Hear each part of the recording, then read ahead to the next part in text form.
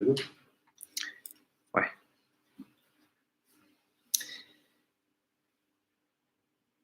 Je crois que ça fait beaucoup de lumière avec le. Ça fait des échos. Si j'éteins, ça va être Ouais. sur le décal. Bonsoir à tous. Alors, content d'être revenu ici chez Mickaël, Mickaël Hachem.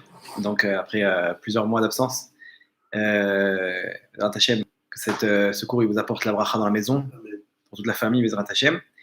Et aussi, on va dédier ce cours aussi pour la Tzlacha et Bezrat Hachem, des bonnes nouvelles pour Déborah Myriam Bat Corinne Ayala. Bezrat Hachem. Ok, si vous le voulez bien, on va commencer avec une histoire, l'histoire de David Miller. David Miller, c'était qui? C'était un businessman, un homme d'affaires américain qui devait faire une grosse affaire. Il devait prendre l'avion pour faire une grosse affaire. Et il avait pile 2 heures devant lui. C'était un petit vol. Et bon, dans l'aéroport, maintenant, c'est quelqu'un qui se balade jamais sans ses tefilines. Il a tout le temps sa petite valise quand il fait ses affaires, ses voyages, et sa petite sacoche de tefilines pour pouvoir faire la prière en temps et en heure dans les aéroports, etc. Juste avant qu'il rentre dans l'avion, il rentre aux toilettes, bien sûr, il a cette filine de côté, il y a quelqu'un de le surveiller, de lui surveiller la sacoche, et il rentre aux toilettes, il finit, il entend le vol en partance pour tel et tel endroit. Ils font l'appel de vol. Il part en courant et tout, et il oublie la sacoche de filine. Il se retrouve dans l'avion, tranquille, il ferme les portes, et d'un coup, il sent qu'il manque quelque chose. D'habitude, il a tout le temps sa sacoche là, sur les genoux, il met l'autre dans le coffre, et il a l'autre sacoche sur les genoux. Et là, il sent qu'il y a un vide. Il réfléchit, et effectivement, pas de filine. Il dit, mince, elle est où? Il ouvre le coffre, le machin, il regarde à droite à gauche, il demande, vous n'avez pas vu une sacoche, etc. Rien. Et d'un coup, il tilte qu'en fait, il a oublié la sacoche dans l'aéroport. Alors, il s'élève, le test de l'air lui dit, monsieur, s'il vous plaît, on va décoller. Non, on ne peut pas décoller, etc. J'ai oublié une sacoche, c'est hyper important, etc. Je ne peux pas partir sans cette sacoche. Il dit, monsieur, il n'y a rien à faire. On a déjà enlevé on va enlever le truc. Et on peut rien faire. Et il commence à faire un scandale. Laissez-moi partir, je suis en supplie, etc. Je ne peux pas partir sans ma sacoche. Et non, écoutez, je veux parler avec le pilote. Il amène chez le pilote. Le pilote dit, monsieur, écoutez, on a des règles. On a des règles, il y a des emplois du temps. On doit partir à telle heure. Notre départ, il est ancré dans plusieurs départs, dans plusieurs vols, dans l'aéroport où on doit arriver, etc. Il y a un calendrier. On ne peut pas faire ce qu'on veut. C'est pas un bus. Et je t'en supplie, etc. Au bout de 20 minutes de négociation, il dit, mais regarde, je serais revenu depuis longtemps. C'est là, c'est au bout du couloir. Laissez-moi, ouvrez-moi la porte. Puis il dit, écoutez, il perd patience. Il dit, vous voulez sortir, vous ne revenez plus. Et il y a un blanc. Et il lui dit, si je cours et vous êtes encore là, vous pouvez m'ouvrir? Je sais pas. Et ok, je sors. Il sort, il tape le sprint de sa vie. Il voit sa sacoche là-bas posée à côté des toilettes. Il apprend, il retourne. Bien entendu, ils avaient fermé la porte. Trop tard. Ils ont enlevé le pont là-bas de l'avion et il voit l'avion partir devant ses yeux. Une affaire maintenant qui aurait pu lui faire gagner beaucoup d'argent. Ah, il ne sait pas quoi faire, etc. Tout de suite à l'instant, qu'est-ce qu'il doit se dire? C'est pas grave. Pour les tefilines, j'ai permis de filine, j'ai perdu l'affaire, j'ai pas mon billet, etc. Je prendrai le prochain vol, je vais appeler, je vais leur dire qu'est-ce qu'on peut faire. Exactement 17 minutes de retard. Il a causé au vol. Malheureusement, ce vol, il n'a jamais atterri. Il n'est jamais arrivé à destination. C'est un des 2 vols qui a frappé les World Trade Center. Un des 2, le deuxième, qui a frappé les World Trade Center. Ici, c'est une histoire qui est connue. Non, ici, il a sauvé les tefilines, ils l'ont fait sauver. Il a sauvé sa peau grâce à ça. Mais mieux que ça, c'est qu'ils avaient prévu les terroristes que les 2 avions ils arrivent en même temps. Maintenant, quand est-ce qu'il arrive le deuxième avion? 17 minutes plus tard. Ils étaient synchro. Imaginez-vous les terroristes dans l'avion, ils avaient remis ils savaient qu'ils le retardaient. Qu'est-ce que ça a engendré? Que pendant 17 minutes, tous les travailleurs de la deuxième tour, ils ont pu descendre. Sans ça, tous ceux qui étaient au-dessus, et ceux de l'étage même où l'avion il a percuté, ils seraient morts. C'est-à-dire qu'il a sauvé la vie à des milliers de personnes avec son retard. Un acte de tefillin, mais l'acte anodin, 17 minutes, il retarde le truc. Hachem, il a fait une épreuve que son acte, il a sauvé des milliers de vies, sans compter qu'il a sauvé sa peau, lui, déjà, ce David Meller. Mais en plus, il a sauvé des milliers de personnes. Des milliers de personnes qui auraient dû maintenant ne jamais redescendre de la tour, parce que l'étage du milieu, il aurait été en feu. Et même ceux qui étaient, on ne sait pas s'ils auraient pu réussir à descendre avec ce qui s'est passé. Le temps qu'ils descendent, après la tour, elle serait tombée, etc. Ici, il a sauvé, il a permis pendant 17 minutes au maximum de personnes de s'échapper de la tour.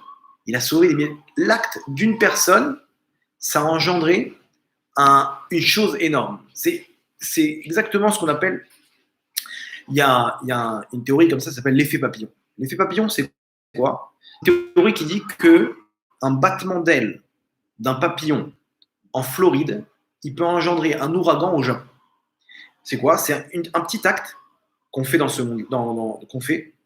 Cet acte-là, bon, c'est anodin. Qu'est-ce que tu as fait? Un petit battement d'aile d'un papillon qui va engendrer, comme un effet boule de neige, qui va engendrer un courant d'air d'un autre côté, etc., associé avec un autre courant. À la fin, ça peut créer un ouragan au Japon. Mais quoi? C'était un petit battement d'aile. Ce qui s'appelle l'effet papillon. Chez les juifs, il y a l'effet du juif. C'est quoi l'effet du juif? C'est un petit acte anodin. Okay, on ne sait pas ce que ça fait dans les mondes d'en haut. Ça a une portée énorme dans les mondes d'en haut où on se dit, bon, bah, qu'est-ce que j'ai fait? J'ai mis les tefillin.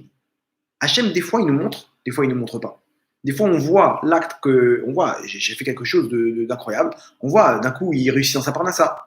Il a fait quelque chose d'énorme. On l'a humilié, il n'a pas répondu, etc. Il voit, il y a des choses qui se mettent en place et des fois, on ne voit pas. Mais ce qui est sûr, c'est que chaque chose qu'on fait ici, Akadosh Baruch Hu, il a un système où on influence automatiquement une autre neshama qui influence quelque chose d'autre, etc. Ça fait un effet papillon qui, à la fin, ça fait des choses incroyables dans les mondes. Et il faut savoir qu'après 120 ans, on va voir tout ça et il y aura une vraie surprise. C'est-à-dire que d'un coup, on va nous dire, tu vois, ceux-là, 400 personnes, on va te dire, ces 400 personnes-là, c'est grâce à toi qu'ils ont fait tchouva. Donc, on va te donner toutes leurs mitzvot sur ton compte, tous les shabbats qu'ils ont fait. Mais je ne les connais même pas.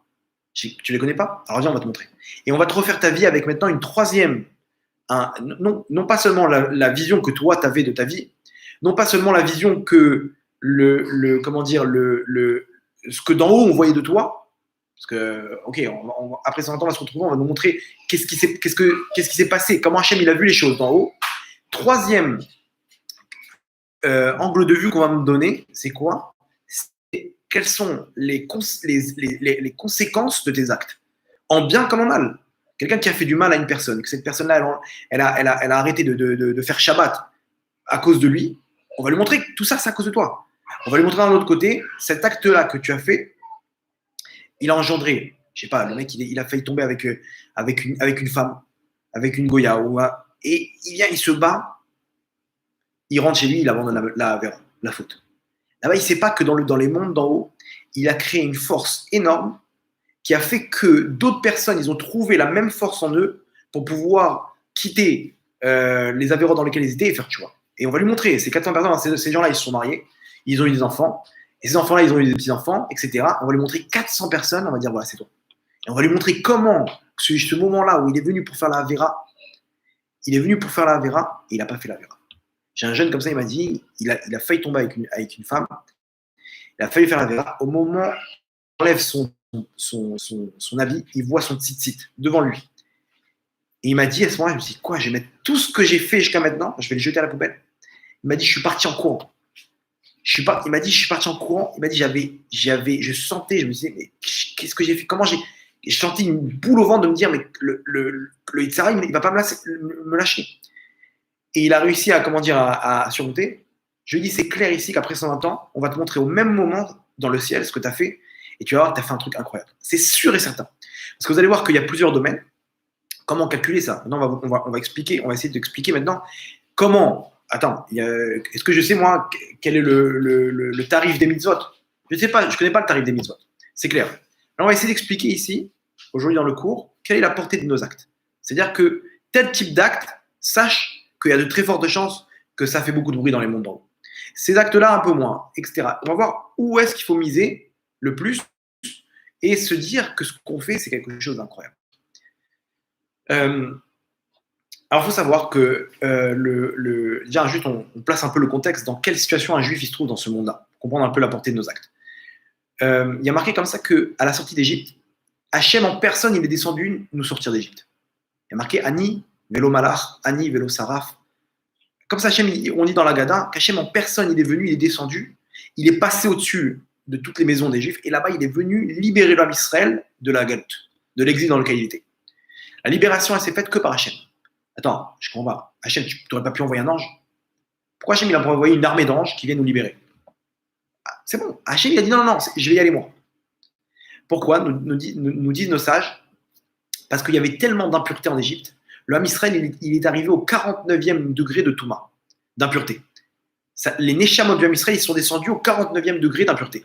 Encore quelques secondes, et le Ham Israël est rentré dans le 50e degré d'impureté. Et à ce moment-là, ils ne pouvaient plus faire tchouva et être libérés d'exil. Donc Hachem, à ce moment-là, il est descendu les libérer. Okay, et pourquoi Hachem en personne est venu les libérer? Parce que s'il avait envoyé un ange, tellement que la Touma, elle était grande, l'impureté, l'ange, il serait transformé en démon. Il aurait été pris de cette impureté-là et il aurait perdu sa fonction d'ange du bien.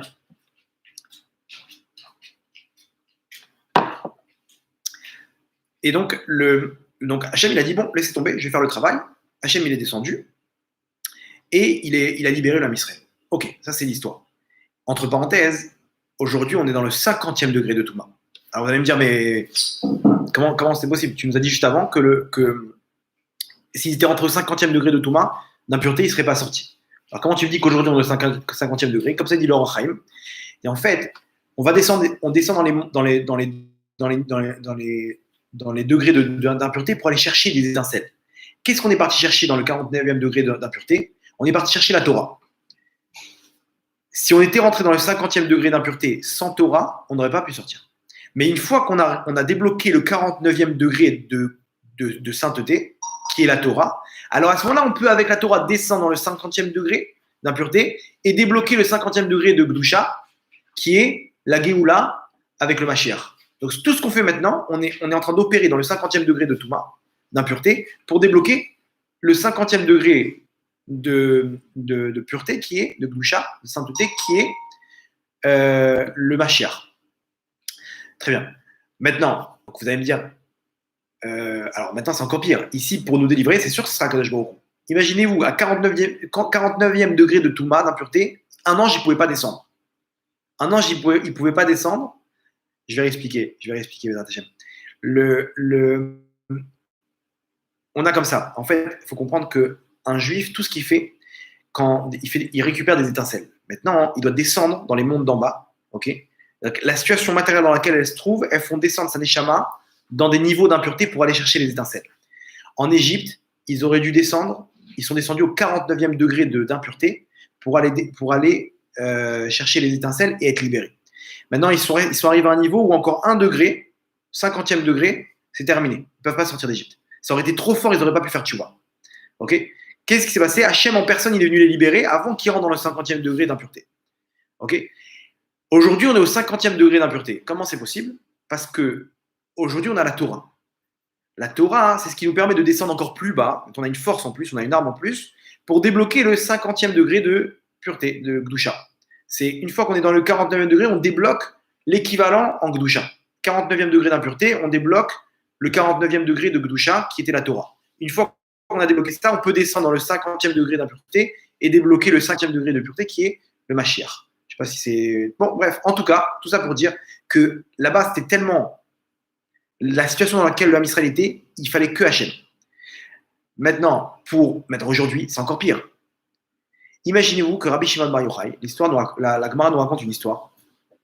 À l'époque des Romains, donc c'était bien après que Rabbi Shimon Bar Yochai soit sorti de la grotte, etc. Là-bas, il y a eu un décret de l'empereur romain que les Bnei Israël ne pouvaient plus faire ni Brit Mila, ni Torah, ni Shabbat. Pourquoi? Vous nous faire perdre du temps, travaillez plus. Pourquoi vous prenez un jour de repos la semaine? Travaillez plus. C'est quoi la Brit Mila? Qu'est-ce que vous faites avec ça? Ça sert à rien. Hop, ils ont tout annulé. Ils arrêtez avec vos trucs. On suit tous les mêmes règles. C'est quoi ce Shabbat? Ok. Ils sont arrivés, ils sont dit, comment on va faire? Il faut annuler le mauvais décret. On ne peut pas. Ils ont dit, bon, on va appeler Rabbi Shimon Bar Yochai. Lui, il est miracle. On va l'envoyer, il va s'occuper de ça. Ils vont voir Rabbi Shimon Bar Yochai, il lui dit, tu veux t'occuper de ça et tout? Il dit, bon, ok, j'y vais. Il est parti avec un élève. Ils sont partis à Rome. À l'entrée de Rome, il y a un démon qui se dévoile à lui et qui lui dit, Gvodara, je suis à votre service. Dès qu'il lui a dit ça, Rabbi Shimon Bar Yochai, il commence à pleurer. Il pleure et il lève les yeux vers le ciel et il dit, Hachem, la Hagar, la servante d'Abraham, tu lui as envoyé des anges pour l'aider. Nous, tes serviteurs, tu nous envoies des démons. Il a vu dans quel état la génération allait que même des anges, Hachem, il ne nous envoie pas. Rabbi Shimon Bar Yochai, Hachem, pour t'aider, il t'envoie le minimum du minimum, genre un démon. Donc Rabbi Shimon Bar Yochai, il a pleuré sur ça, de dire dans quel état le Ham Israël il est. À l'époque de Rabbi Shimon Bar Yochai, imaginez-vous aujourd'hui l'état de la génération. Il dit, bon, ok. Il lui dit, viens, je te dis ce que tu vas faire. Tu rentres dans la fille de l'empereur. Ok, tu la rends folle. Et là, tu lui dis de mon aide. Dès que je te dis un truc dans l'oreille, tel mot, tu t'en vas. D'accord? Ok. À votre service, il s'en va. Ils arrivent au palais du roi. Maintenant, la fille de l'empereur, elle commence à crier partout. Elle commence à faire des crises et des machins. Elle est par terre. Les gens, l'empereur, il ne sait pas quoi faire. Il appelle les médecins. On ne sait pas ce qu'elle a. Elle est devenue folle. Et elle écrit, appelez Bar Yochai, appelez Bar Yochai. C'est qui ça, Bar Yochai? Qui c'est Bar Yochai? Je ne sais pas. D'un coup, il y a un mec qui vient, Kvod Ameler, votre Altesse, Rabbi Shimon Bar Yochai veut vous parler. C'est le représentant des Juifs. Bar Yochai, c'est lui. Faites-le entrer tout de suite. Il rentre, il voit Rabbi Shimon Bar Yochai, avec sa barbe blanche comme ça, avec son élève. Il lui dit, je t'en supplie, tu peux aider ma fille elle a besoin de toi. C'est toi Bar Yochai? Il dit oui. Je t'en supplie, aide ma fille, je te donne ce que tu veux. Rabbi Shimon Bar Yochai, il arrive devant sa fille, il lui chuchote un truc à l'oreille, et il dit au démon, tu peux t'en aller. Le démon, il s'en va, il a cassé toutes les vitres du palais là-bas, et il s'en va. Et elle, d'un coup, elle reprend ses esprits. Toda Rabba, merci beaucoup, etc. L'empereur voit ça, il dit, mais c'est qui cet homme? C'est quoi cette. L'empereur dit, tu seras mon invité, machin, etc. Tout ce que tu veux, je te donne. Il dit, voilà, nous, on a juste Shabbat, on a besoin, il y a des choses qu'on a besoin pour notre équilibre, pour notre survie. Ne nous enlevez pas ça. Vous avez entendu? Tout de suite, on fait un décret. Il n'y a rien qui passe sans l'avis de Rabbi Shimon Bar Yochai. Si lui est d'accord, on fait. S'il n'est pas d'accord, on ne fait pas. Imaginez-moi comment Akadosh Baruch Hu, il a renversé le scénario. Qu'est-ce qu'on apprend de cette histoire? Un démon, Hachem, il envoie pour aider Rabbi Shimon Bar Yochai. Pas un ange, un démon. C'est pourquoi? Parce que c'est le même principe de ce qu'on a dit. Hachem ne peut plus envoyer les anges. Les anges, ils vont descendre ici, ils vont se faire attraper. Tellement qu'il y a de la Touma. Imaginez-vous aujourd'hui, quand Hachem il prend un juif dans le Gan Eden et lui dit, viens mon tzaddik, tu vas descendre maintenant sur terre. Imaginez-vous dans quel état il se trouve une neshama gdola, théora pure, qui est une partie divine. Hachem, il envoie dans une génération de fous furieux, génération où on court derrière les likes, on court derrière les fringues, on court derrière. Et le mec, il va se retrouver comme ça, cette neshama-là va se retrouver dans des boîtes de nuit, en train de griller sur une plage à Eilat, devant la télé, devant des trucs comme ça. Hachem, il descend cette neshama-là sur terre. Imaginez-vous dans quel état on se trouve maintenant. Pour vous dire, si Hachem, il est venu en personne à l'époque de l'Égypte, imaginez-vous aujourd'hui, on nous envoie nous pour faire des choses. Ça veut dire que ce qu'on fait dans ce monde-là, dans toute cette Touma, c'est des feux d'artifice. Imaginez-vous la force qu'un juif il a sur terre. C'est un soldat. C'est-à-dire que maintenant, il faut qu'on ait une autre vision d'un juif. Même si tu vois, il est loin de la Torah, il est loin des mitzvot, le fait qu'il soit là sur terre, en tant que juif, rien que la présence sur terre, c'est une lutte pour lui. C'est une lutte et il est en train de faire des choses. Même s'il est loin de la Torah, loin des mitzvot, crois en lui parce que chaque chose qu'il fait dans cette atmosphère de Touma, il crée des forces incroyables et ses actes, ils ont une portée qui font avancer la vie du Mashiach, qui font des choses incroyables, qui tiennent le monde. Le mec, il est en boîte de nuit, il fait tchouva, il envoie une lumière qui illumine le monde. On va voir tout ça après 120 ans, on va dire, ouais, si j'avais su. Si j'avais su ce qui se passe maintenant, après 120 ans. Quand Aaron, il est mort, le fils de Moshe, le Midrash, il raconte que Moshe, il lui a dit, viens, il lui a dit de venir avec lui pour le. Hachem, il a dit à Moshe, il a dit, dis à ton frère Aaron que son temps est venu. Donc, Moshe, il est parti voir Aaron, il lui dit, dis-moi, mon frère, si je te dis que Hachem, il a décidé de faire quelque chose de mal, comment tu prendrais la chose? Il lui dit, Baruch Dayan Haemet, c'est Akadosh Baruch Hu le juge de vérité. Quoi, on va dire quelque chose sur ce qu'il fait Hachem? Non. Il dit, alors Hachem, il veut prendre ta neshama maintenant, il veut que tu repars de ce monde. Il dit, Baruch Dayan Haemet. Et ils sont partis là-bas, les deux, ils sont montés dans une grotte là-bas, dans une montagne. Et là-bas, il y avait aussi le fils de Aaron, ils étaient trois. Ils sont arrivés, il y avait un lit avec une bougie. Et il avait les habits de Kohen Gadol. Aaron, c'était le Kohen Gadol. Et là-bas, Hachem, il a dit à Moshe, prends-lui les habits et fais-les passer à son fils. Maintenant, il a enlevé les habits. Et au moment où il a enlevé l'habit, la Shrina, la présence divine, a recouvré d'une lumière le corps de Aaron. Il ne se retrouvait pas dénudé. Jusqu'à qu'il lui a enlevé les derniers habits, okay, la mitznefet, etc. Et là, la Shrina a recouvert son visage, la présence divine. Au moment où elle recouvre son visage, Moshe voit en extase. Il voit ses yeux briller comme ça. Il dit, mon frère, qu'est-ce que tu vois? Qu'est-ce que tu vois? Et il ne répond pas. Et il voit comme ça une lumière de plus en plus forte du visage d'Aaron. Il dit, mon frère, je t'en supplie, Aaron, réponds-moi, qu'est-ce que tu vois? Il lui dit, Moshe, mon frère, je ne peux pas te dire ce que je vois. Je peux juste te dire une chose. Dommage que je n'ai pas connu ça avant de partir de ce monde. Voilà les seules paroles qu'il a dit. En gros, il venait de rencontrer Hachem, Aaron. Il vient de rencontrer Hachem qui est venu en personne le chercher. Il a tout compris. Il a compris d'où il venait, c'est quoi son Gilgoul, pourquoi ses enfants ils sont morts, pourquoi. Il a vu la grandeur d'Hachem. Il a goûté à la pureté d'Hachem. Hachem, il est venu en personne le chercher. Ça, c'est les tzadikim qui méritent. Ça s'appelle Mitat Neshika. Hachem, il a embrassé avec un baiser comme ça, il a aspiré sa neshama. Il voit Hachem arriver, Aaron, il est entre la vie et la mort maintenant, il voit. Mais je peux juste te dire que c'est dommage que je n'avais pas cette information-là avant de quitter ce monde. Parce que si j'avais su combien Hachem il est grand, combien Hachem il nous aime, combien Hachem il est pur, combien Hachem il est. Mais c'est pas la même vie que tu passes. On s'imagine qu'Hachem il est comme ça et comme ci, etc. Mais si tu sais qu'en un instant tu rencontres Hachem maintenant, tu reviens, tu n'es plus la même personne. Tu fais tout avec Simcha. C'est incroyable. C'est un truc énorme. Le Rav Tuitou, il y avait dans sa communauté quelqu'un qui est mort cliniquement. On m'a raconté qu'il avait raconté là-bas un peu ses sentiments. Il est revenu, il est mort cliniquement, ok. Il est revenu raconter qu'on arrive à une sérénité en haut où d'un coup, il dit, je ne sais pas comment expliquer, mais on comprend tout. Il a raconté ça à sa femme me dit quoi? Genre, par exemple, si tu vois maintenant, juste après, hein, tu vois un enfant se faire le Halénou renversé dans la rue, ok, tu dirais c'est à Kol Tova, quoi. Il dit sans inquiétude, ouais. C'est-à-dire que j'aurais même pas. Après, on revient dans la Touma de ce monde, donc on reprend nos esprits, nos pères d'Emouna, etc. Mais quand il est revenu de ça, il était tellement. Sa neshama, elle était tellement proche d'Hachem à ce moment-là que s'il avait vu une scène comme ça, il disait pour moi, limite, je sais très bien pourquoi qu'il n'y a rien au hasard. Je sais très bien que c'est la meilleure chose qui puisse arriver.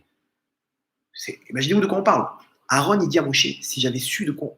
Ça, c'est ce qu'on va vivre. Après 120 ans, on va arriver devant Hachem. Hachem, il va dire à mon fils, viens maintenant, je te montre tous les cadeaux que je t'ai fait. On va voir la portée de nos actes. On va dire quoi? Quand je mettais les tefilines, j'avais ça. Quand j'ai fait ça, mais moi, je crois que c'était rien. Donc ici, il faut comprendre une chose. Première chose, à savoir, c'est plus la chose est dure dans ce monde-là, plus il y a une itnagdout, il y a un contrepoids, plus la valeur de ce que je suis en train de faire, elle est immensément grande.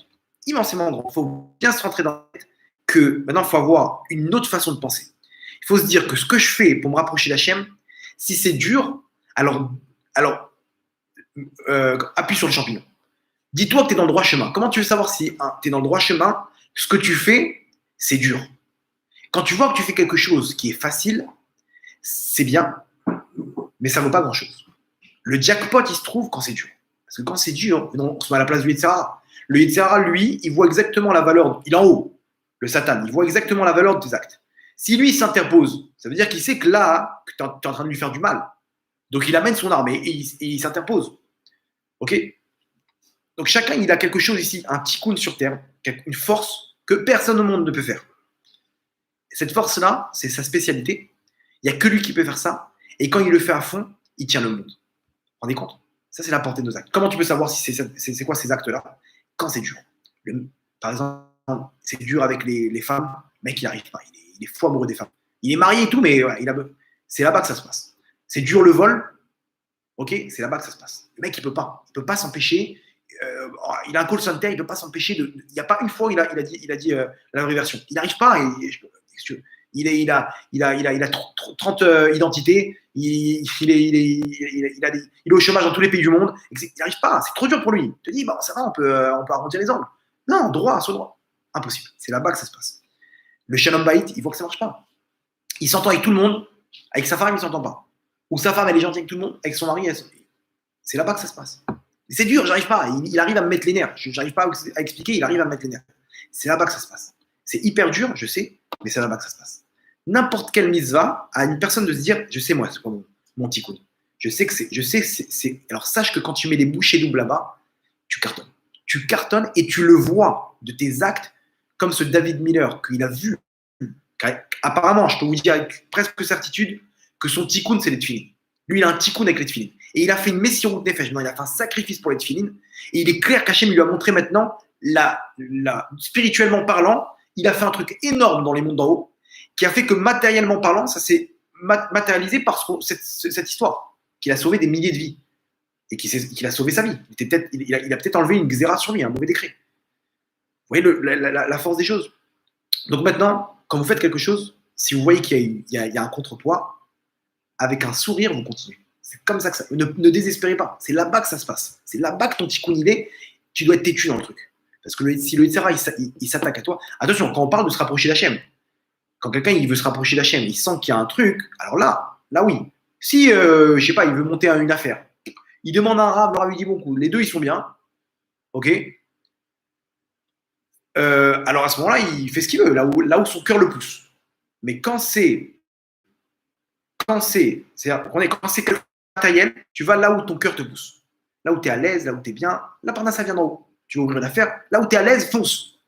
Ne te dis pas, ouais, les deux ça peut marcher, va là où tu es à l'aise. Par contre, pour te rapprocher d'Hachem, regarde, est-ce qu'on t'empêche de te rapprocher d'Hachem? Si on t'empêche de te rapprocher d'Hachem, il y a une pensée qui te dit, oh, laisse tomber, regarde d'où tu viens, qu'est-ce que tu veux faire, c'est pas pour toi, ça c'est Baba Salé, etc. Analyse cette pensée et classe-la dans un tableau. Est-ce que ça me rapproche d'Hachem ou ça m'écarte d'Hachem? C'est quoi le made in? Made in China, made in Yetzirah ou made in Yetziratov? Tu vois le truc? C'est-à-dire, en fait, il faut que tu te dises, attends, comment je peux savoir d'où ça vient? Si ça me permet de me rapprocher d'Hachem, ça vient du Yetziratov, cette pensée. Alors fonce. Si ça m'empêche de me rapprocher d'Hachem, c'est le Yetzirah. Et là, n'écoute pas, continue.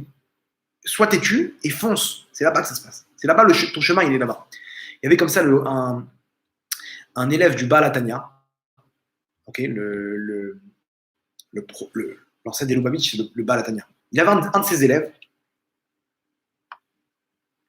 Ils ont fait un jour une Seudat Mitzvah. Ils ont fait un repas de remerciement de fin de traité de Gemara. J'essaie de traduire littéralement tous les termes, c'est un peu dur. Ils ont fait une Seudat, un repas.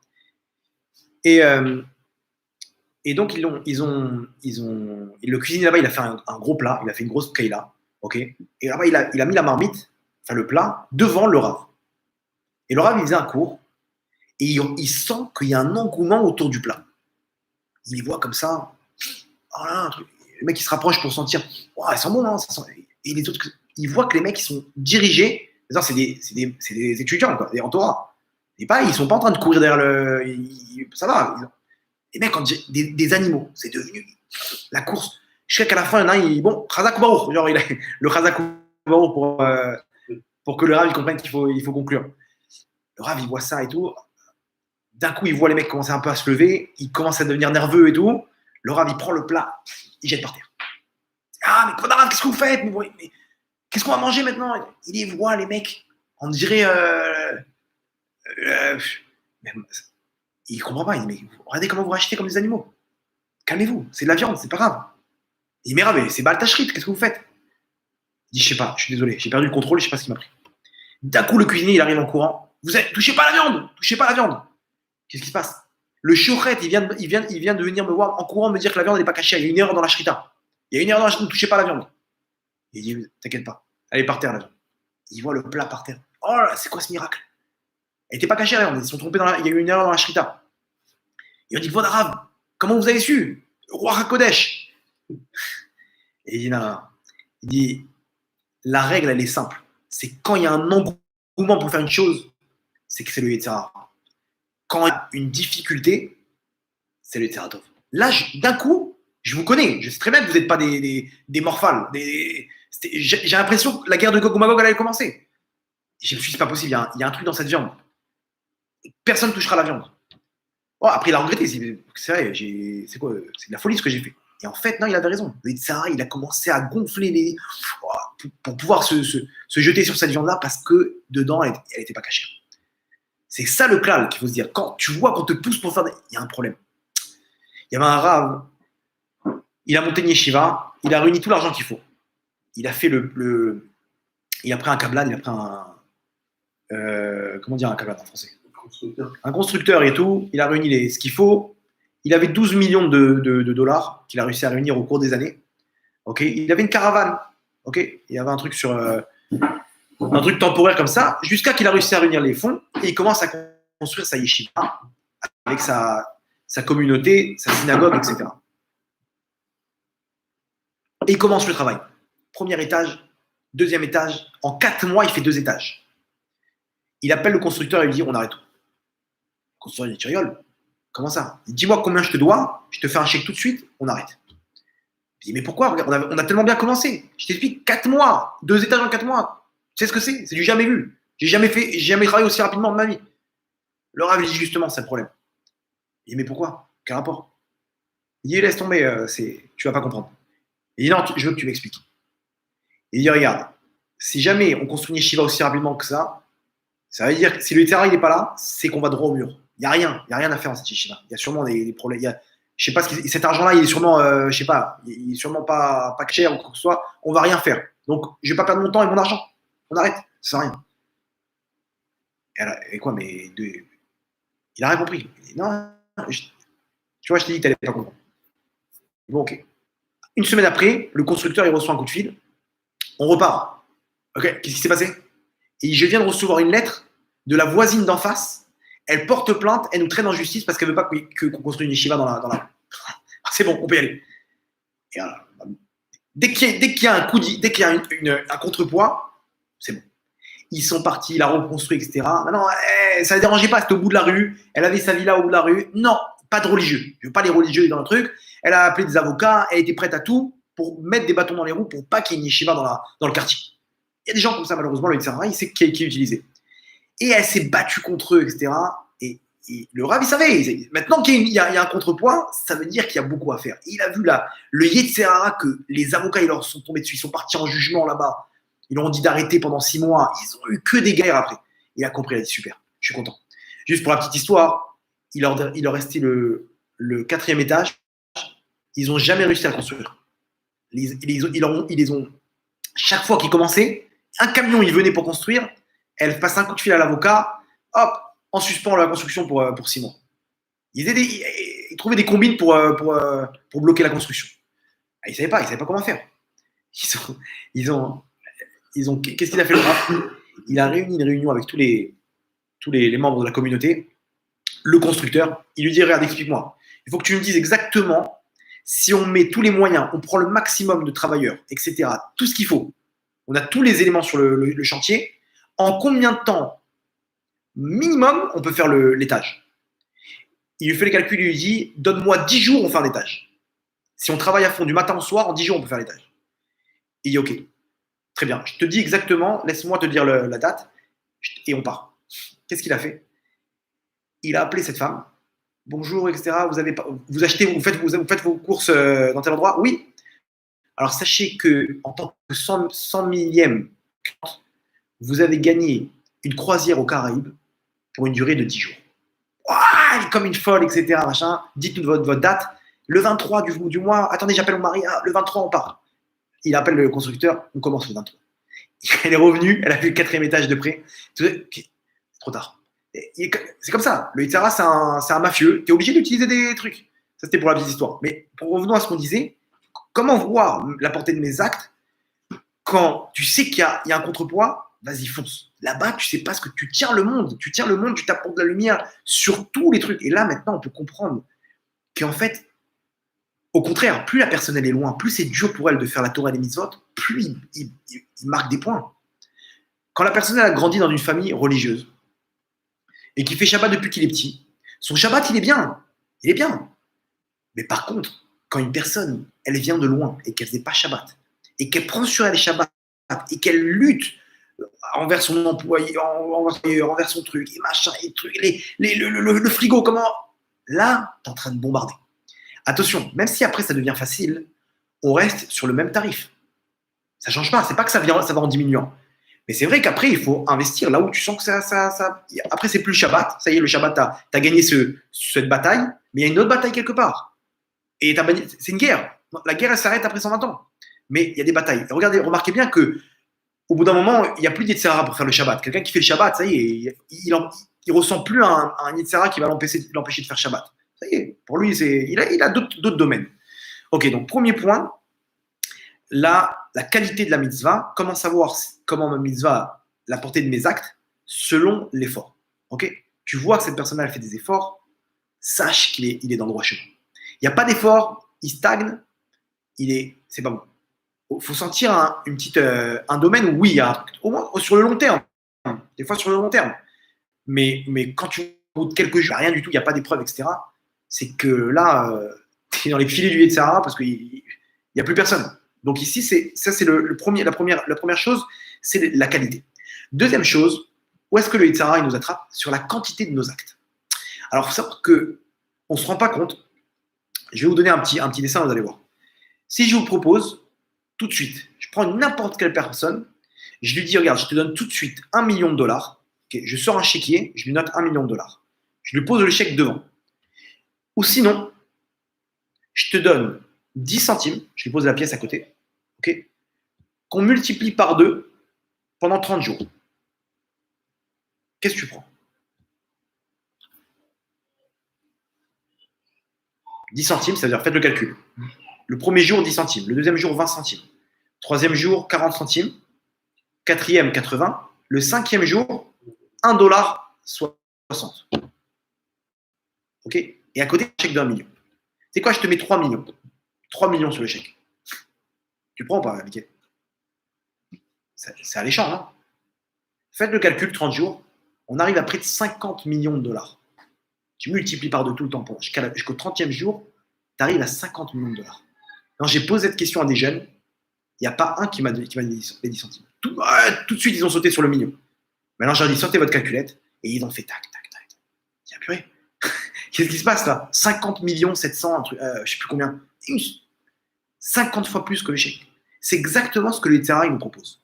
Le Yetzirah, il voit que maintenant, j'ai pris sur moi 5 minutes de Torah par jour. J'ai pris sur moi de mettre les tzitzit. J'ai pris sur moi, je ne sais pas, des petits trucs, des petits détails. J'ai pris sur moi 5 minutes, les trucs de la tsniout, là-bas, les femmes, elles découpent en 40 jours comme ça. Tu veux dire quoi? C'est anodin. Qu'est-ce que ça fait en haut? Ça fait rien. Maintenant, après 120 ans, on va te montrer toutes les méthodes que tu as fait. Le Yetzirah, il est prêt à te proposer, de dire, c'est quoi, n'étudie pas la Torah. Je te propose mieux que ça. Je te donne tout de suite de terminer un livre de Tehillim. Le mec, il dit, t'as raison, machin, il voulait te dire, tac, 2h30, il a terminé le livre de Tehillim. Il a pris 1 million. Il a pris 1 million. Et il a abandonné le projet de 5 minutes de Torah par jour. Faites le calcul, 5 minutes de Torah par jour pendant 365 jours. Regardez le nombre de minutes de Torah. C'est 1800, c'est près de 2000 minutes. 2000 minutes de Torah, sachant que chaque minute, il y a à peu près, le Rafetz Chaim, il a calculé, il y a à peu près 200 mots. Et chaque mot, il y a marqué Limud Torah Keneged Kulam. Chaque mot de Torah, c'est 613 mitzvot. C'est-à-dire, tu fais 613 fois 200 mots par minute, fois 2000. Regarde le nombre de mitzvot que le mec il prend dans l'année. C'est quoi 5 minutes par jour?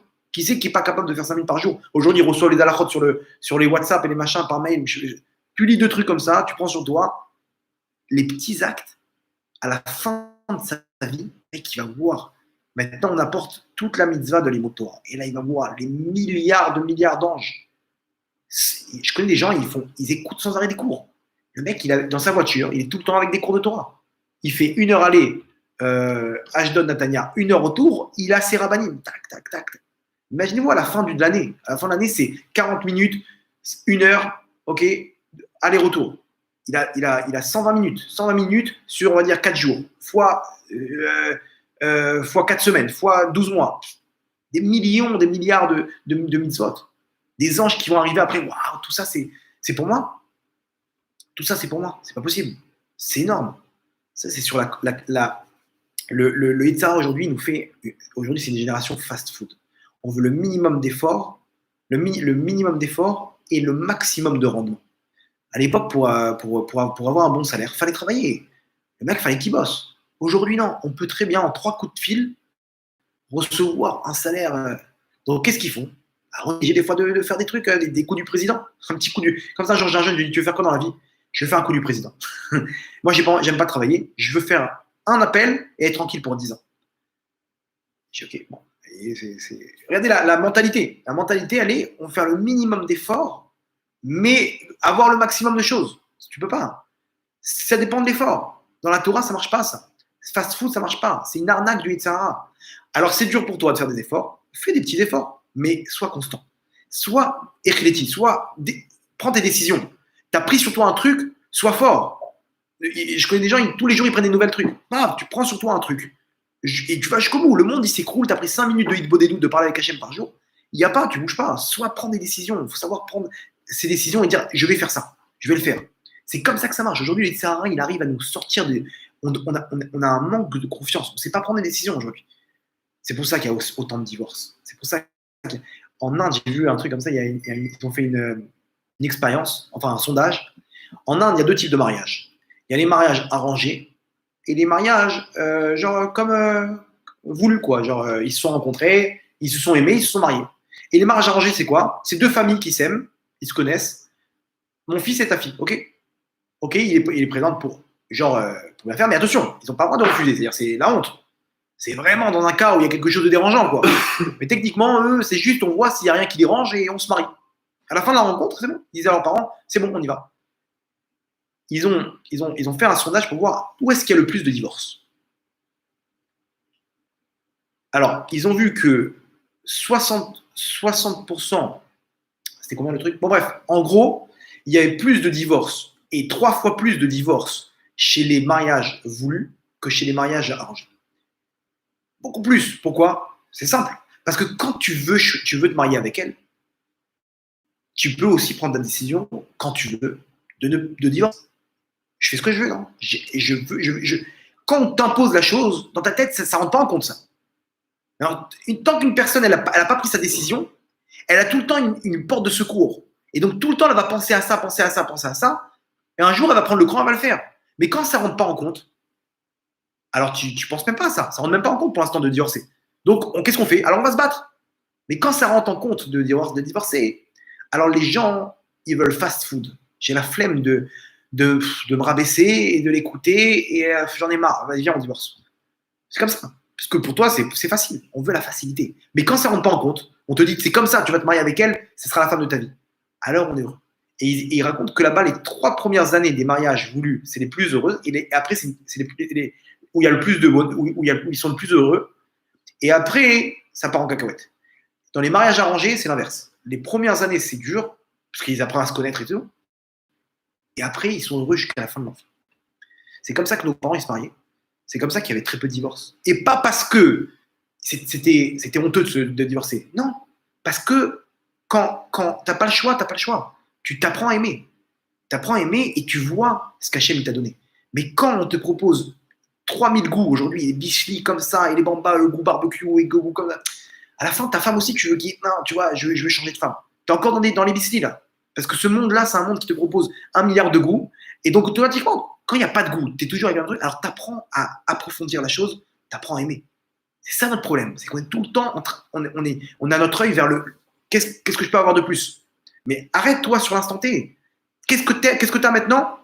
À sa mère, Ezo Hachir, c'est qui est l'homme riche? Quelqu'un qui est Samer Bechelko, qui est heureux dans sa part. Nos sages, ils ont très bien vu. Ah, prends ta part et sois heureux dedans. Si ta femme, je t'avais mis sur une île déserte, tu aurais été l'homme le plus heureux du monde. Et c'est quoi le problème? C'est que nous, on n'a pas notre part. On n'est pas dans notre rélec. Qu'est-ce qu'Hachem t'a donné comme ingrédient? Quelles sont les caractéristiques de ta vie? C'est là-bas que ça doit se passer. Je me rappelle, ma mère, elle faisait une salade le Shabbat, des avocats avec des oignons rouges. Tout le temps, je dis, maman, je t'en supplie, moi, fais-moi un truc. Quand tu fais les avocats, tu fais tout seul. Je sais pas, les oignons rouges, je sais pas, ça m'attire pas trop. Donc, elle faisait, elle mettait de côté, et après, elle mettait ses oignons. Et quand je suis arrivé à l'armée, ils nous ramenaient là-bas des fruits et légumes, des machins. Dans le désert, on mangeait des concombres, et ils nous ramenaient des glacières avec des fruits, des légumes, des machins, et du pain et des boîtes de thon. Voilà ce qu'on mangeait. Un jour, non, on faisait des sandwichs avec du thon, matin, midi et soir. Et avec un concombre, une tomate, c'était notre repas. Matin, midi et soir. Le matin, à 7h du matin, on mangeait du sandwich au thon.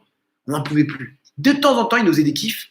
Ils ramenaient je sais pas, des pommes. Waouh, une pomme, super. On essayait les sandwichs avec la pomme. Des fois, ils nous ramenaient, je sais pas, un jour, ils ont ramené des oignons rouges. Et je voyais maintenant les mecs prendre le sandwich, mettre du thon et couper des oignons rouges dessus. T'imagines, c'est un luxe maintenant. On va passer du sandwich classique au thon au sandwich au thon à l'oignon rouge. Et je les voyais, waouh, c'est quoi? Mets-moi un petit peu d'oignon rouge. Hein. Et d'un coup, tu kiffes l'oignon rouge. Je suis rentré le Shabbat d'après à ma mère. Je dis, maman, je vais goûter la salade. Jusqu'à aujourd'hui, je kiffe cette salade. Pourquoi? Parce que j'ai appris à aimer. J'avais pas le choix. Mais si j'avais pas appris à goûter, laisse tomber. Je fais ce que je veux. Il y a plein de salades. Je prends celle qui me plaît.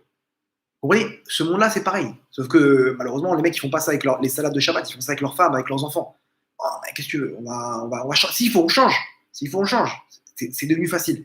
Et ça, c'est le problème. Soit prends ta décision, va jusqu'au bout, parce que c'est comme ça qu'on réussit. Dans la vie, il faut savoir prendre sa décision et foncer. Tu as pris une Kabbalah, maintenant tu as pris sur toi une mitzvah, fonce, parce que c'est déjà pote. Ces dîmes-là, prends-les, tu vas voir que ça va finir en millions. C'est comme ça que ça marche. Donc, deuxième chose, les petits actes. C'est ça qui nous donne le maximum de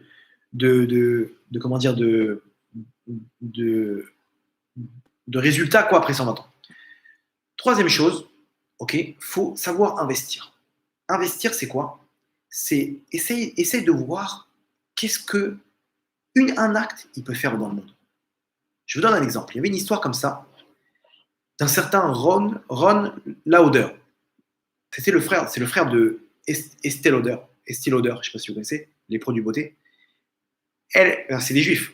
Son frère, Ron, il est ambassadeur américain en Autriche. En Autriche, ouais. Alors, il est juif. Et là-bas, ils ont voulu monter une école donc pour la communauté juive, quartier. Maintenant, le seul endroit de libre dans le quartier, c'est en face du parti nazi de l'époque où il se trouvait. Donc les autorités, ils ont dit non, ça la fout mal. On ne peut pas faire ça en face d'une école juive, en face du parti nazi de l'époque. Donc chaque fois, ils repoussaient le dossier. Ils n'avaient pas envie de faire une école juive là-bas. Ça ne va pas, quoi. Ils sont partis voir ce Ron Lauder et ils lui ont dit, t'es juif, t'es ambassadeur américain, t'as des contacts, fais-nous avancer le dossier, je t'en prie. Ok, je vais passer 2 coups de fil. Il passe des coups de fil, etc. Après une semaine, venez dans mon bureau, j'ai une bonne nouvelle. Le représentant de la communauté juive là-bas, il vient, et il lui dit alors, c'est bon, voilà l'autorisation, faites telle et telle chose, vous pourrez commencer à construire. Ah, je vous remercie, etc. Machin, merci beaucoup, etc. Il lui dit alors peut-être continuer dans la mitzvah, construire avec nous l'école. Non, il est milliardaire, lui, ce Ron Lauder. Il y allait, mais Chavod, continuez. Il est tellement choqué de la proposition, genre, le mec, il le blata, quoi. Bien, alors vas-y, construis l'école. Maintenant, tu as débloqué les permis de construire. Vas-y, Bechavod. Et tellement qu'il était choqué, ok, d'accord, d'accord, je prends l'école. Il a pris sur lui de construire l'école. 10 millions de dollars. Il a construit, il a fait un chèque, l'école en son honneur, en son nom. Là-bas, ils ont construit l'école. Ils ont formé là-bas, alors, ils ont fait tout ce qu'il faut, ils ont ramené des profs. Une école de fou, un truc énorme. Et là-bas, à l'inauguration de l'école, donc il y a toutes les classes, tous les trucs et tout, ils l'ont ramené. Bien sûr. Il arrive là, c'est loin de toute Torah Mitzvot. Il arrive là-bas, il voit là-bas une file de garçons, une file de filles. Ils sont tous avec un t-shirt blanc comme ça, bienvenue. Ils ont fait là-bas des ballons partout. Ils ont fait un truc énorme pour l'inauguration. Et lui, il arrive, et d'un coup, quand il arrive, il commence à chanter Adon Olam, tous les enfants ensemble. Et en chœur, comme là, tous. Il entend la chanson. Mais non, il ne sait même pas de quoi on parle. Il ne connaît rien de la religion. Il commence à fondre en larmes. Il sent une force dans son neshama. Sa neshama, elle commence à pleurer d'intérieur. Il fond en larmes comme ça, en pleine inauguration. Et là, il prend une décision. Il dit, je prends en main la communauté juive. Il a pris en main la communauté juive, il a vu un peu les besoins, etc. Après 2 ans, il a construit une école. Imaginez-vous ce qu'il a construit là. Il a construit des mikvés, il a monté des kolélim avec des dizaines d'étudiants, etc. Il a fait un truc de fou. En plein cœur de l'Autriche. Il a pris une décision. Il arrive à la conclusion après 2 ans qu'une communauté juive, pour vivre en deux, il lui faut un kollel, une synagogue avec un kollel, des étudiants en Torah, un mikvé et une école juive. Voilà ce qu'il faut à une communauté juive en dehors d'Israël pour vivre, pour survivre plutôt. Il a monté un fonds, une fondation, pour équiper chaque communauté qui aurait besoin, au fur et à mesure, bien entendu, de ces 3 caractéristiques. C'est-à-dire une communauté avec un kollel, un mikvé, les bains rituels, et une école juive. Imaginez-vous, il monte un fonds de millions de dollars et il va de communauté en communauté. Il voit les besoins là-bas. Il vous manque un kollel. Ok, super. 10 000 euros par mois à l'ail sur la fondation. Il vous manque un mikvé. 100 000 euros, c'est bon. Et il réunit des fonds de ses amis milliardaires et sa sœur milliardaire, etc. Regardez la montagne de mitzvot. La montagne de mitzvot. Maintenant, c'est sur le dos de qui ces mitzvot? Mais rappelez-vous le petit blata du début. Il avait. Vas-y, continue dans la lancée là. Vous avez les. Tant le coup. Regardez tous ces étudiants en Torah, les écoles juives, les mikvés, toutes ces mitzvot, les shabbats, des gens qui sont rapprochés, des gens qui devaient être loin de la Torah et des mitzvot, que maintenant il y a une école juive, donc il y a de l'antisémitisme, on les met là-bas. Regardez le nombre de milliards de mitzvot pour un acte, une décision. Une décision, tac, tu changes ta vie. Il faut être des businessmen. Ça va te dire, qu'est-ce que je vais faire maintenant? Tu parles à une personne qui n'est pas bien. Quand tu lui remontes le moral, tu ne sais pas ce que tu crées. Tu aides une personne à faire la Torah, à faire une mitzvah, tu ne sais pas ce que ça va engendrer chez lui. Il y avait une autre histoire dans un kibbutz, un rav qui s'appelle Yaakov Rahanan. Lui, tous les Rosh Hashanah, il va dans un kibbutz. Maintenant, c'est connu que les kibbutz en Israël, ils sont loin de la Torah. C'est les bolcheviks de l'époque qui sont montés, qui ont fait leur rêve communiste là-bas en Israël, de monter un kibbutz, une ferme, un kibbutz, etc. Ils sont très loin.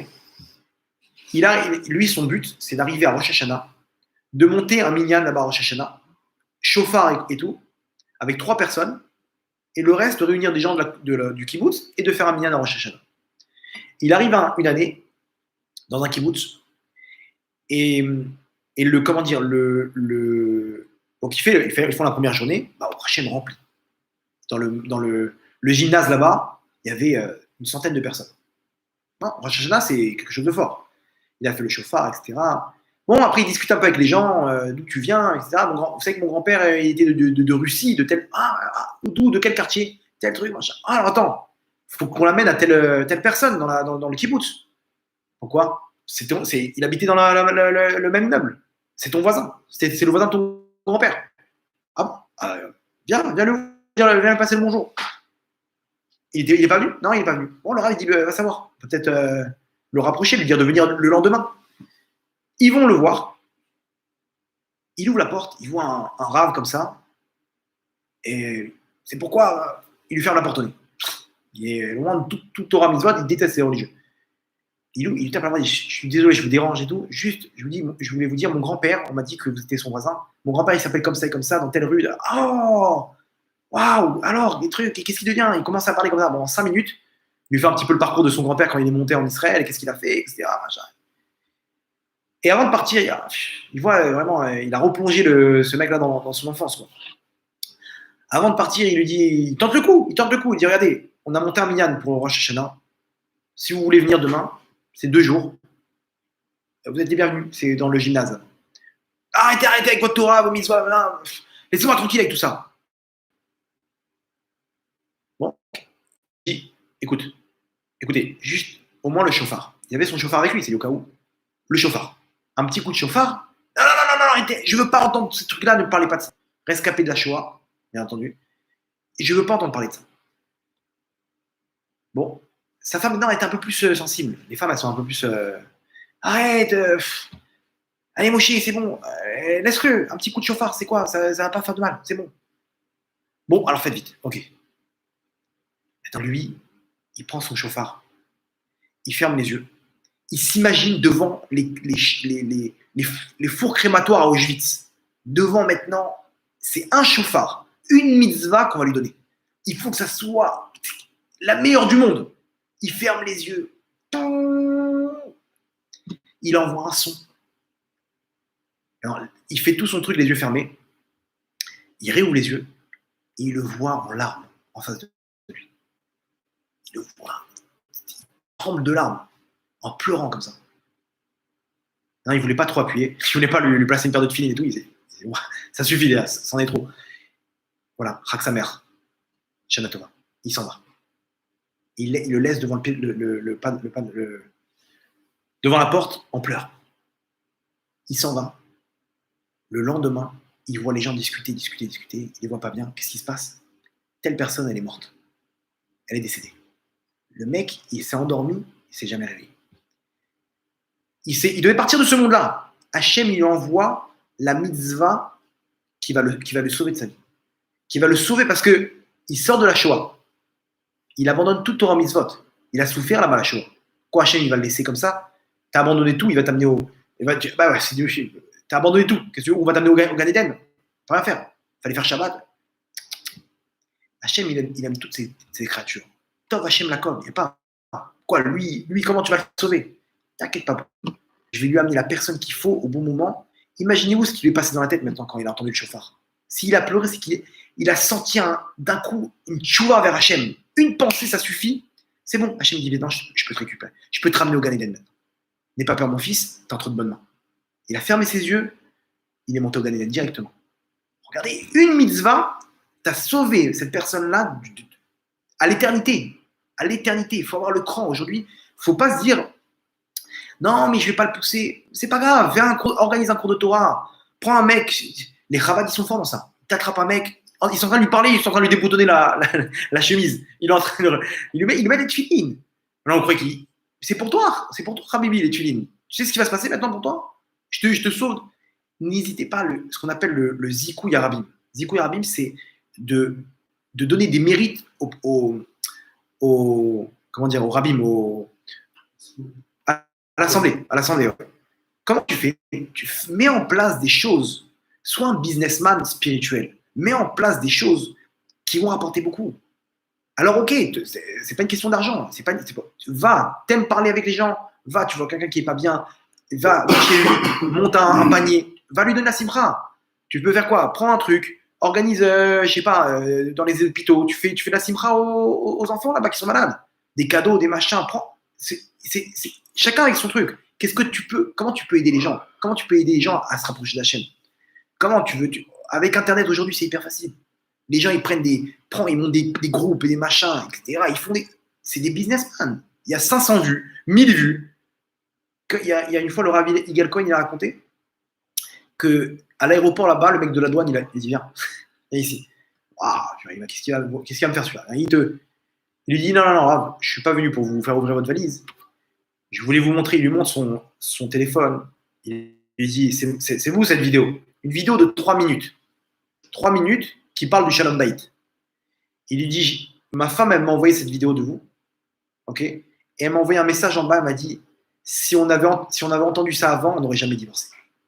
3 minutes de renforcement sur le Shalom Bayit. Une vidéo de 3 minutes, sa femme, elle lui dit regarde, écoute ça, si on avait su ça avant, on n'aurait peut-être pas divorcé. Le Rav, il dit reprends-la, ah, c'est pas simple, il y a plein de problèmes. Les gens, il faut aider. Imaginez-vous un cours sur le Shalom Bayit. Le mec, il regarde, il prend sur lui une décision, il divorce pas. C'est des enfants qui sont là, qui sont entre eux. Imaginez-vous de quoi on parle. Une décision, ça peut tout changer. Il faut se dire qu'on a ça entre nos mains. C'est à nous de voir comment on peut aider le Ham Israël. Si on s'y met tous, en 2 secondes, on ramène le Mashiach. Il n'y a que certaines personnes qui s'y mettent.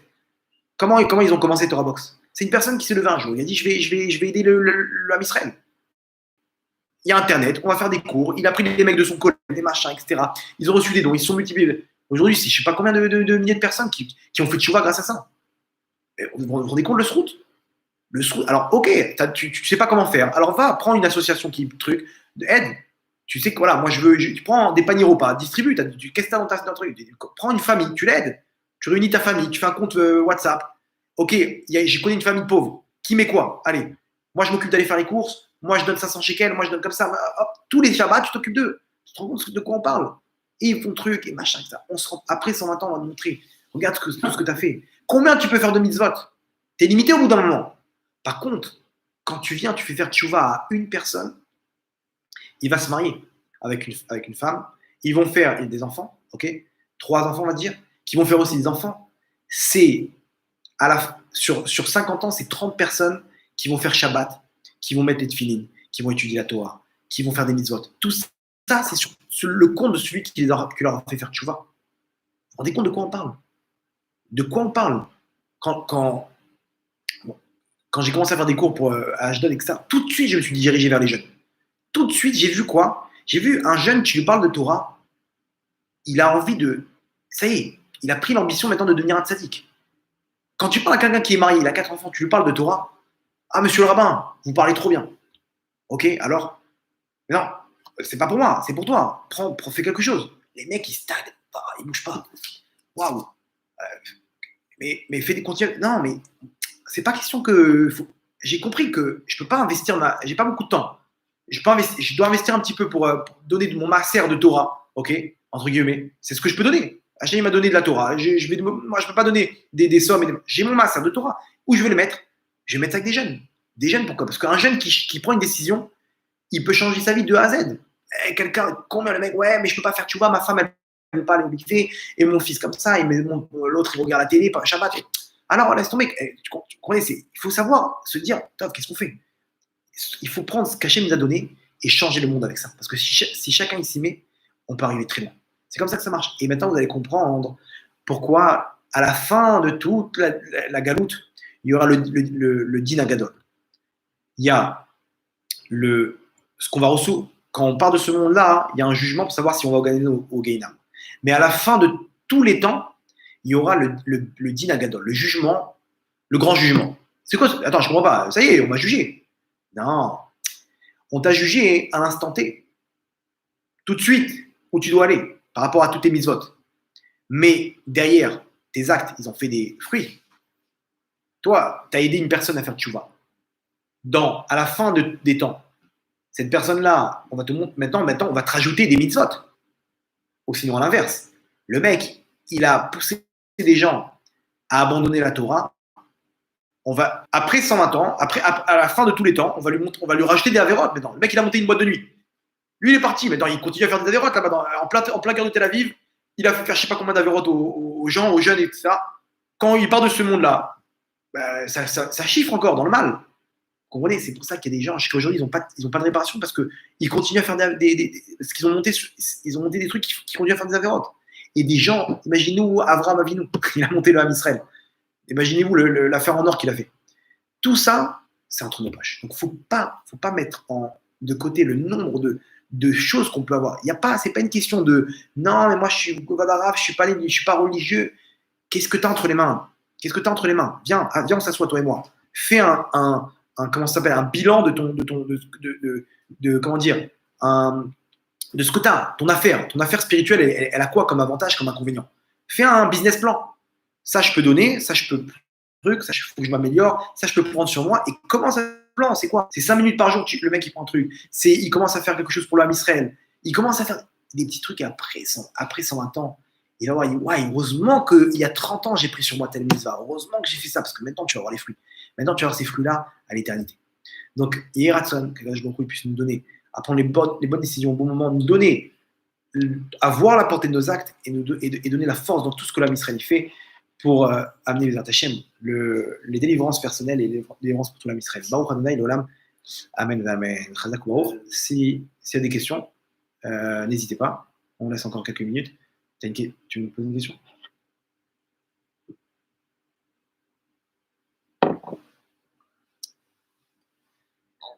Ah. Ok, donc merci pour les compliments. Entre-temps. Voilà, bon. On se laisse encore 20 secondes.